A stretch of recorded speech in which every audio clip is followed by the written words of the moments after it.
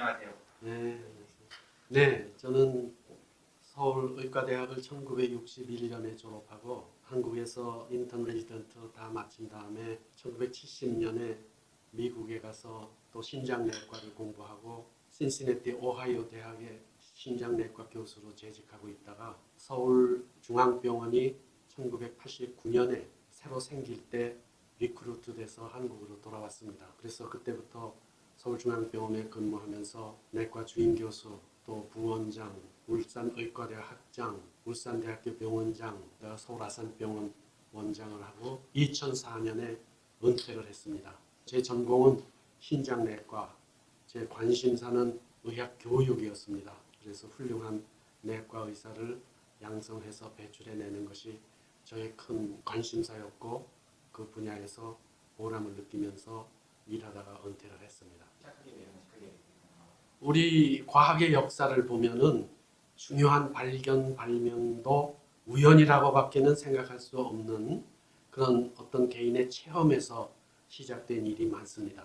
이 PLAG의 발견 과정도 그런 단계를 거쳤는데 김상희 교수도 역시 내과 의사고 의과대학 교수를 해오면서 미국에서 같이 수련을 받을 때 중요한 체험을 했습니다.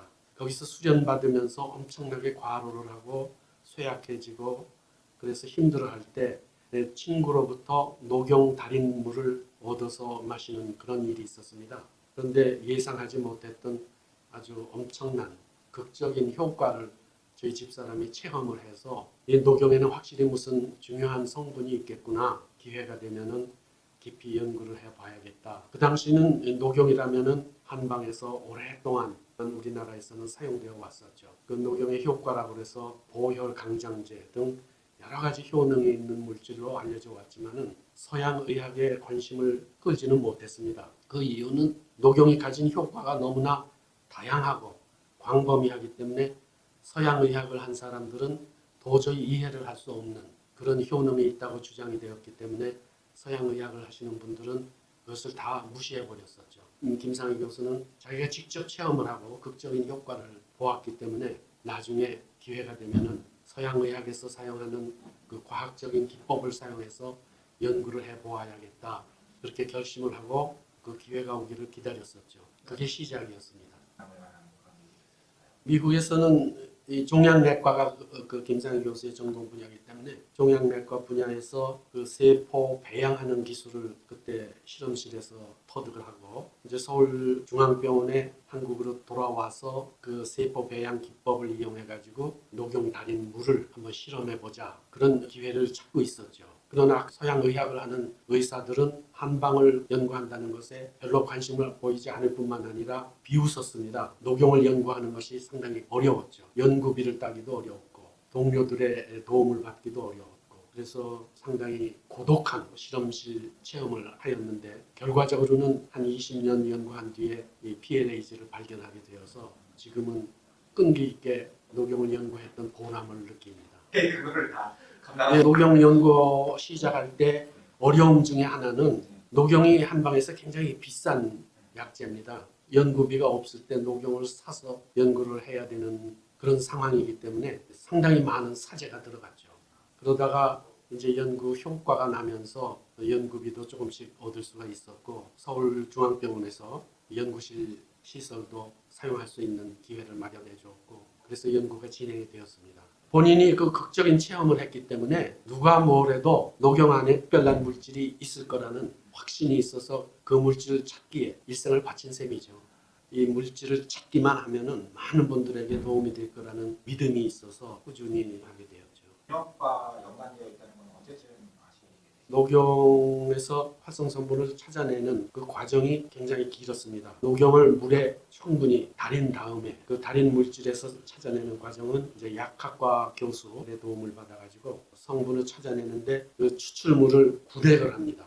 여러 가지 물질이 섞여 있기 때문에 자꾸 갈라서 어떤 분액에서 유효한 성분이 있는지 그 유효한 성분이 있고 없고를 판단하는 그 단계가 굉장히 중요한데 녹용 추출물이 이 골수 성분, 골수에 있는 모세포를 자극해서 골수 배양을 할 때 골수 배양이 잘 되게 하는 그런 성분이 있다는 것을 알아냈죠. 그래서 추출물에서 자꾸 분해를 하면서 어느 분해에서 골수를 자극하는 골수 배양을 잘하게 하는 성분이 있는지를 찾아내서 그 부분만 또 추출하고 이런 과정을 자꾸 반복하다 보니까 나중에 순수한 물질이 발견이 됐어요. 순수한 물질이 발견되었을 때 이것이 비교적 간단한 분자다 발견하게 된 것이 PLAG가 되었습니다.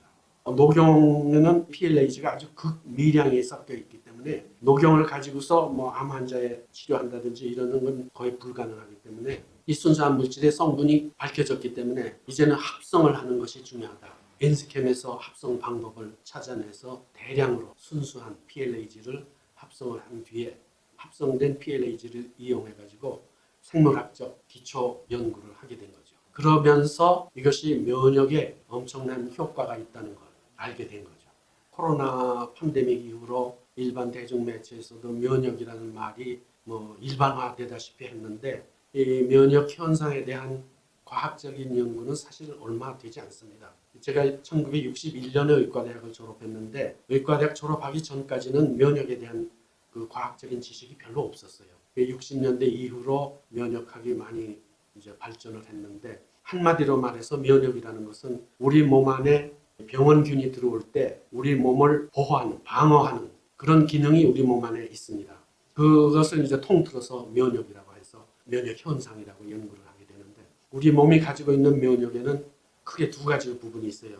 타고날 때부터 우리 몸 안에 있는 면역 시스템이 있고 우리가 태어난 다음에 우리가 체험하면서 획득하게 되는 후천성 면역이 있습니다. 선천성 면역은 우리뿐만 아니라 모든 동물들도 다 가지고 있는데 병원균이 우리 몸에 들어올 때 우리 몸이 어떻게 그걸 방어를 하는지 그런 그 방어에 참여하는 여러 가지 세포 또 물질 이런 것들이 이제 최근에 들어와서 분자생물학, 세포생물학적인 방법을 적용해가지고 많이 알게 됐죠.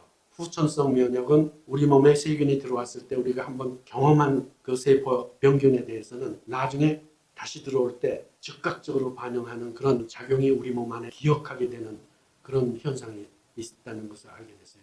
그게 이제 후천성 면역입니다. 후천성 면역은 우리 포유동물에만 있어요. 선천성 면역은 모든 생물체에 다 있습니다. 근데 이 PLAG는 선천성 면역에도 중요한 작용을 하고 후천성 면역에도 작용을 합니다.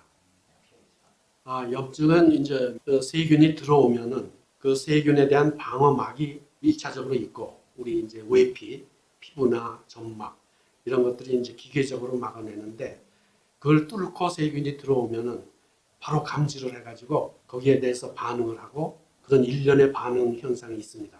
그 몸 안에 늘 상비군으로 있던 식세포 이런 걸 이제 동원하고 그 세균이 들어오는데 그 식세포를 모아들여서 전투를 하게 하는데 그 장소에 나타나는 현상을 우리가 염증이라고 합니다. 얘기 들으면 예. 그런가. 이 세균이 들어왔을 때 이 염증 반응을 해서 세균을 처리해 버리면은 그 다음에는 염증이 없어져요. 자기 임무가 끝났으니까 원래 상태로 돌아가는데 때로는 염증 세포가 지나치게 심할 때가 있어요. 세균의 감염도 심하고 우리의 반응도 염증도 심해서 너무 심한 염증은 오히려 우리 몸에 해롭습니다. 그 염증 과정에서 생기는 여러 분비물들 우리가 통틀어서 사이토카인이라고 하는데 사이토카인은 원래 그 전투가 일어나는 거기서만 작용을 해야 되는데 사이토카인이 지나치게 많이 생성이 되면은 우리 몸에 흡수가 돼가지고 전신에 순환되면서 다른 장기까지 나쁜 영향을 줘요. 지나친 염증은 우리 몸에 오히려 해롭는데 이렇게 지나친 염증을 조절해서 역할을 PLAG가 합니다. 그래서 이건 면역은 항진되는 것도 중요하지만은 지나친 염증을 억제하는 것이 좀 중요한데 PLAG가 그 두 가지를 다 하기 때문에 면역 조절자라는 이름을 붙였어요. 그것이 이제 서양의학 하시는 과학자들은 처음에 이해하기가 힘들었죠. 어떻게 면역을 항진시키는 약이 동시에 때로는 면역을 억제하느냐. 그래서 그것이 이해시키기 굉장히 어려웠는데 이제 연구가 진행되면서 필요할 때는 항진시키고 필요하지 않을 때는 억제를 한다. 그래서 면역 조절을 하는 기능이 중요하다. 근데 PLAG가 그런 기능을 한다. 그래서 이제 면역 조절자라는 이름을 우리가 붙였고 이 염증의 임무가 끝나면은 염증 현상이 없어져야 되거든요. 근데 이제 임무가 끝나면은 스톱 해가지고 동원됐던 세포가 제자리로 돌아가고 원상복귀를 해야 되는데 원상복귀가 안 될 때가 있어요.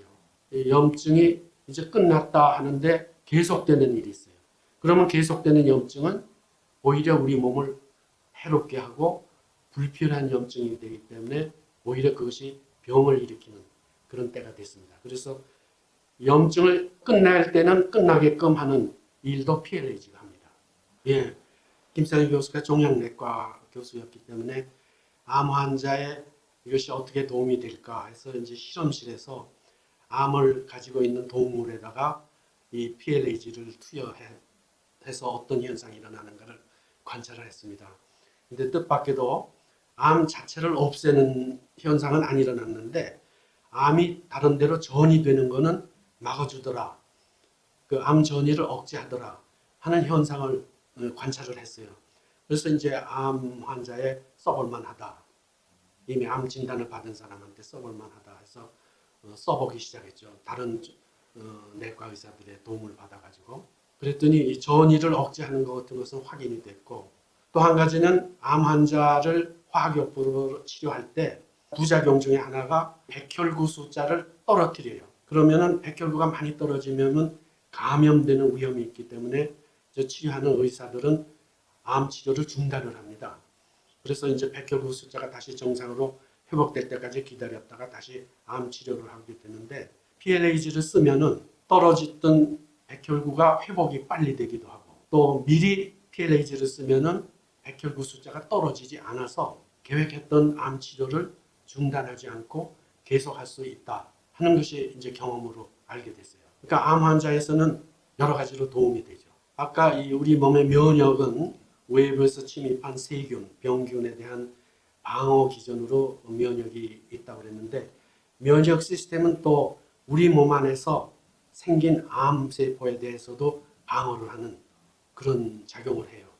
그래서 면역이 항진되면은 암이 발생해서 암세포가 우리 몸 안에 자리 잡는 것을 막아주기도 합니다. PLAG가 사용되면은 그 암세포가 발생할 때부터 억제하는 효과가 있으리라고 우리가 기대를 하고 있습니다.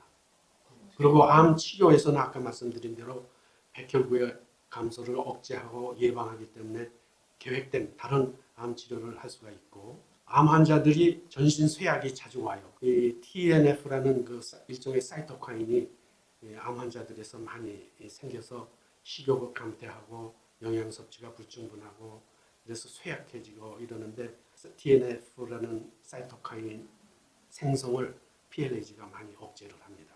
쇠약한 암 환자의 PLAG를 쓰면은 식욕이 회복이 되고 또 음식 섭취가 잘 됨으로 해서 이 기운을 차리게 되고 삶의 질이 많이 향상되는 것을 우리가 임상 경험으로 알게 됐어요. 이 식욕이 좋아지고 계획했던 치료를 계속할 수가 있기 때문에 이 PLAG를 한번 경험했던 환자들은 끊으려고 그러지 않아요.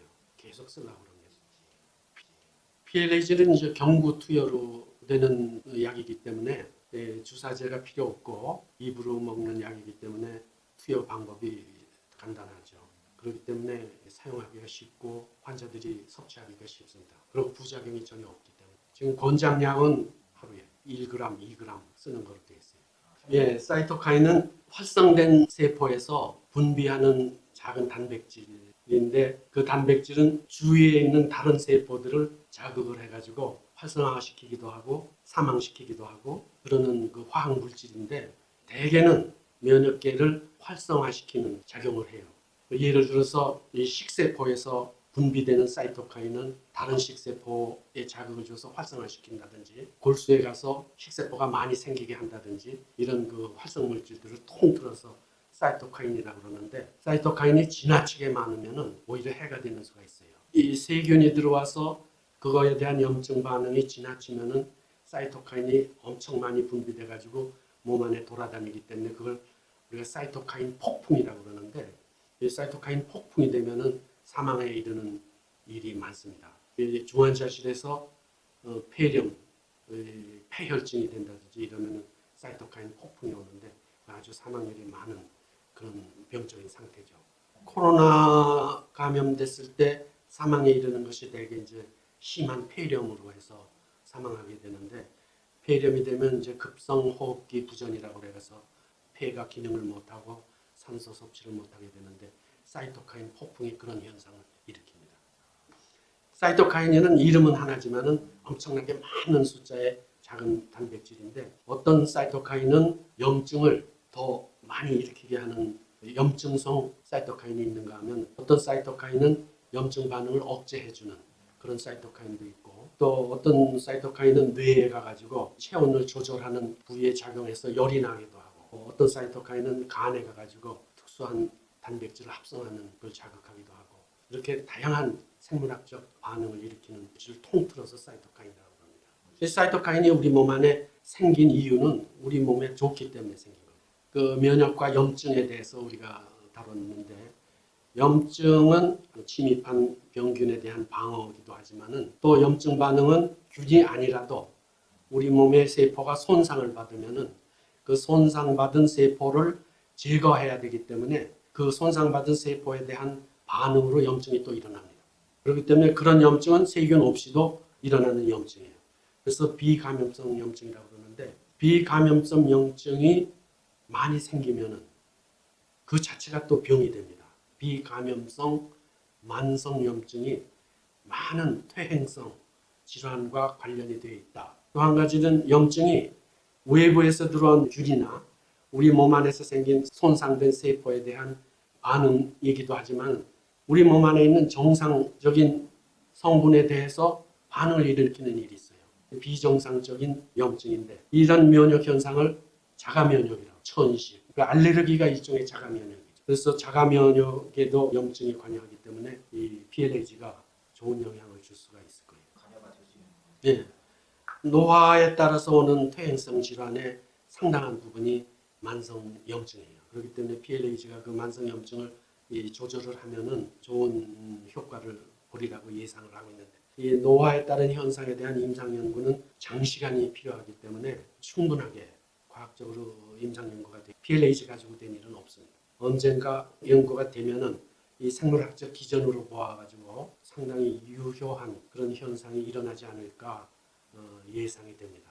이 동맥경화증 같은 것도 이제 노인이 되면은 의뢰 수반되는 현상이지만 동맥경화도 콜레스테롤이 많이 혈관벽에 침착이 돼가지고 오는 병으로 알려져 있습니다만은 침착된 콜레스테롤에 대한 염증이 중요한 역할을 한다.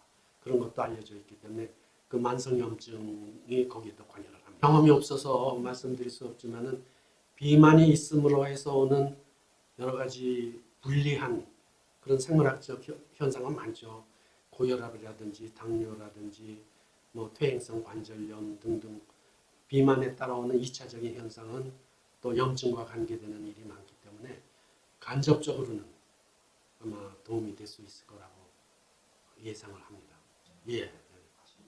건강한 사람한테 이것을 투여해보는 일은 없으니까 더 건강해지는지 이런 것은 말씀드릴 수 없지만 우리가 살아오면서 여러 가지 크고 작은 질병을 경험하게 되는데 많은 질병이 면역과 관계되고 염증과 관계되기 때문에 PLAG가 도움이 되는 경우가 많으리라고 예상을 합니다.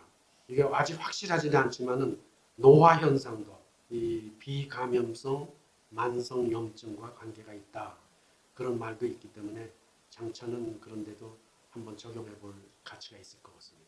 뭐 혈액에서도 혈액에 생기는 암, 뭐 백혈병, 림파종 이런 것들이 많은데 그분들의 치료약으로 쓰는 약들이 호중구, 백혈구를 떨어뜨려요. 그런 분들한테는 이 PLAG를 써서 순환하고 있는 혈액 중에 있는 백혈구 숫자를 유지해 주는 것이 굉장히 도움이 되기 때문에 혈액 질환에서도 도움이 됩니다. 그리고 지금 이 PLAG에 관한 기초적인 연구가 지금 대전에 있는 대덕단지에서 많이 이루어지고 있는데 실험에서 발견되는 여러 가지 현상을 보면은 점점 더 재미있어집니다. 이 PLAG가 작용하는 그 분자 생물학적, 세포 생물학적 그 기전이 밝혀짐에 따라서 이 면역이나 염증에 관한 그 이론이 아마 새로 씌워지게 되는 그런 계기가 올 것 같아요. 당뇨는 그 자체가 뭐 혈당이 높기 때문에 그 자체로는 크게 불편한 건 없지만은 당뇨가 오래되면 여기저기 합병증이 생기지 않습니까? 망막에 생겨서 시력을 잃게 된다든지 뭐 고혈압이 온다든지 그런데 당뇨병으로 인한 콩팥의 질환, 당뇨병성 신증이라고 그러는데 그것이 이제 크게 사망에 이르는 일이죠. 당뇨병 환자가. 그래서 나중엔 혈액 투석을 치료를 받게 되든지 신장 이식 수술을 받게 되는데 그 당뇨병성 신증도 거기에도 염증이 관여를 한다는 게 알려져 있어요. 그래서 그것도 한번 앞으로 임상 연구할 만한 가치가 있습니다. APLAG는 녹용에 있는 활성 성분을 추출해서 그 성분을 밝혔고 합성해서 지금 PLAG라는 형태로 우리가 얻어서 사용할 수 있는데 아시다시피 녹용은 수백 년 동안 한방에서 사용해 오면서 여러 가지 우리 몸에 좋은 효과를 가져다 준다는 한약재로 알려져 있기 때문에 우리나라 사람들에게는 상당히 그 친근감이 있는 그런 성분이라고 생각을 합니다. 그 유래가 녹용이라는 점 때문에 상당히 접근하기가 쉽지 않을까 그런 생각을 해봤습니다. 이 PLAG를 연구하고 그 성분을 밝혀내고 합성해서 기초 생물학적인 연구에 이르기까지 그 시작한 김상희 교수가 이 PLAG라는 좋은 성분을 밝혀서 많은 분들에게 기여하겠다는 그분의 꿈이 이루어지는 것이 아닌가 그런 생각을 합니다. 엔스캠의 미션이 전 인류에게 건강을 회복해가지고 인류에게 기여하시겠다는 그런 미션을 가지고 있다는 것을 제가 알고 있는데 이 PLAG가 그 미션을 이루는 중요한 도구, 수단 이런 것이 되리라고 저는 확신을 해서 엔스캠의 큰 발전과 분발을 제가 기원합니다. 감사합니다.